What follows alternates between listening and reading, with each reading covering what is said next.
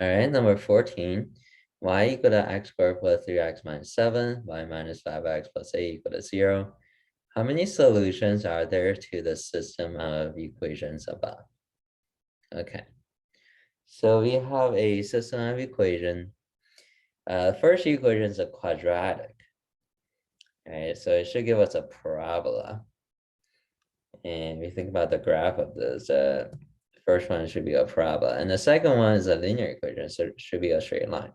So when you have a quadratic or a parabola, we could have either no solution, one solution, or two solutions, right? If you have something like this, for example, right, the line and the parabola, they don't touch, it will be no solution, right? If it touches at one point, we could have one solution, right? But if they do touch at one point, it will have to be at the vertex, right? So then we have one solution.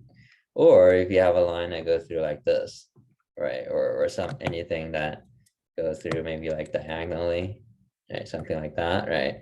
Then I have to go through 2 points. Okay.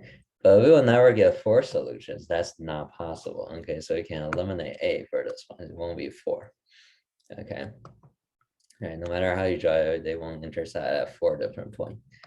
Okay. So we know it's either B, C, or D, but we do have to solve it algebraically to verify this. We could try to graph it, but then it will be sort of difficult and time consuming as well. Okay, so let's just do it algebraically for this one. Okay, we can start with a substitution for this because see the first equation we already get y by itself. We have y equal to x squared plus 3x minus 7. So whenever we have a x equal to something or y equal to something, is it will be usually easier if you do a substitution. Okay, so you can go and take that and we can plug it in for this y into the second equation. All right, so we can say this is now the equation will become x squared plus 3x minus 7, and then minus 5x plus 8 equal to 0. Okay, so since we know y equal to x squared plus 3x minus 7, we're taking that, we're going to replace that with a y in the second equation.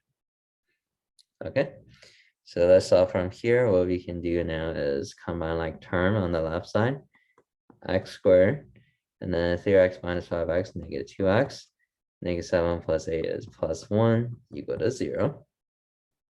Okay, and then from here we have a quadratic equation.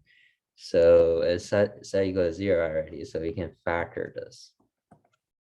Okay, so we factor this, we should get x and x for our leading term.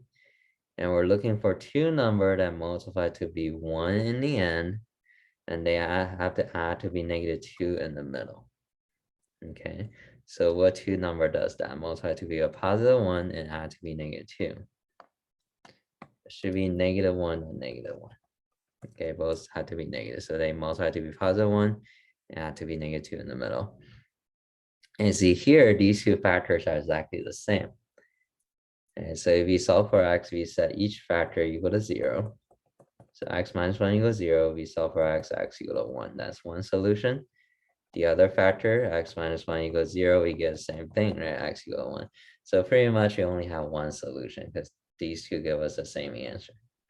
Okay, so letter C, that should be our answer.